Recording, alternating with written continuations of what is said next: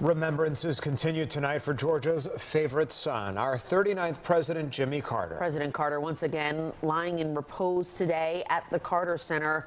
Countless mourners stopping by to pay their respects and say goodbye. And that's where we find Fox 5 anchor Courtney Bryant tonight. And Courtney, lots of mourners still stopping by this evening. Tom and Christine, at last check, we're told 16,000 people have come through the Carter Center to pay their respects as our nation's 39th president has been lying in repose here since Saturday. It has been a day filled with rich emotion and symbolism. For so many, President Carter represented an ideal that hasn't been seen in many of our elected leaders, let alone a U.S. president. He was a man who came from humble beginnings in rural Georgia, ascended to the White House only to return back to those humble beginnings in Plains. And it's been a time for people to come and reflect on his legacy, to pay their respects, to say their final goodbyes. We have seen people pausing here at the exit as they make their way out, and just you can see the emotion on their faces. People have been so moved by what they've seen inside, and really just taking a moment to take in the fact that they are witnessing and really being a part of history as they are participating in the funeral of our nation's 39th president. Our Deidre Dukes has been out here talking with some of those people and really hearing their stories as to why they came out today. Despite the bitter cold, Deidre, a lot of people came to pay their respects. They certainly did, Courtney, and really an emotional day for so many here. Most of the people that we talked to out here today say they never met President Carter, but they all said that they felt like they shared a special connection with him.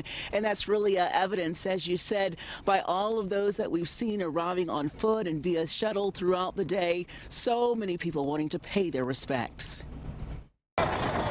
The sun set, ushering in frigid temperatures, and the crowds kept coming, paying their respects to Georgia's favorite son. As the only president from Georgia and one who has done a lot of good for not only our country, but people all over the world. The Visagi family among the thousands of mourners who visited the Carter Center, where former President Jimmy Carter lies in repose. It was important to come pay our respects and say thank you to him and his family, and to bring my family to honor his legacy. A legacy that spans decades, drawing people from across the country to Atlanta. I saw the work that he did, the impact that he had, and for me, he was always someone to emulate, like a hero to live up to. Al Camusino met President Carter while working at the Carter Center as a young Emory College student.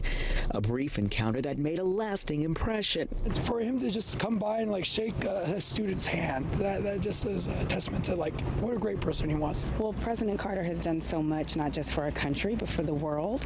And so I wanted to bring my family and allow the kids to be a part of history so we can pay our respects. Nanaja Waboon among the steady stream of well-wishers who visited the site Monday night. Like so many here, she felt a special connection to the former president, a humanitarian who devoted his life to serving others. Even just feeling his spirit through the commitments that he made beyond his presidency, and how he inspired so many other leaders in this world. Now, the Carter Center will remain open through the night for the public to come and visit here if they would like to do so. And we just learned from the Carter Center that the hours have been extended by 1 hour. And so visitation will continue through 7 a.m. tomorrow. Previously, that time was 6 a.m. But we have since learned this evening that the time for visitation has been extended to 7 a.m. tomorrow morning, Courtney. Yeah, that's good information to get out to people, Deidre, and it really is so beautiful to see how many people have come out, especially entire families coming out to pay their respects. Deidre, thanks. Now, tomorrow morning at 9:30, a departure ceremony will take place here at the Carter Center, and from there, Mr. Carter's body will be taken to Dobbins Air Force Base to depart for Washington, D.C. The president's casket will arrive at the U.S. Capitol later that afternoon. The former president will then lie in state through Thursday morning. morning, there will be a state funeral at Washington National Cathedral with a eulogy delivered by President Biden. After that, the president will be laid to rest in his hometown of Plains. The U.S. Navy will conduct a missing man formation flyover in honor of former President Carter's naval service, and time as commander-in-chief shortly after the motorcade's arrival at his home. If you would like to pay your respects to President Carter, as Deidre mentioned, it's not too late. The president will be lying in repose until 7 a.m., and the Carter Center will be open throughout the evening for that visitation. MARTA is still running the free shuttle buses to the Carter Center until 5:45 tomorrow morning. As a reminder, they leave from the King Memorial Rail Station every 3 to 5 minutes. Now, important to note, there are no backpacks, bags, or purses allowed on the buses. Diaper bags are allowed.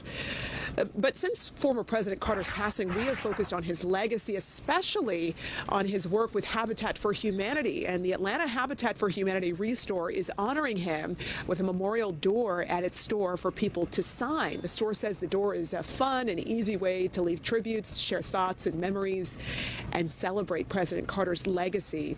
It says the door is important because it is the threshold to someone's home. That was so important to Jimmy Carter and his work, and of course the work that we're still doing today. So I think the door symbolizing the entrance and the legacy that will always remain. The door will remain at the Restore until Thursday. On Friday, the door will be at the South Fulton Restore for a week. It will then be brought back to Restore's headquarters to be put up permanently.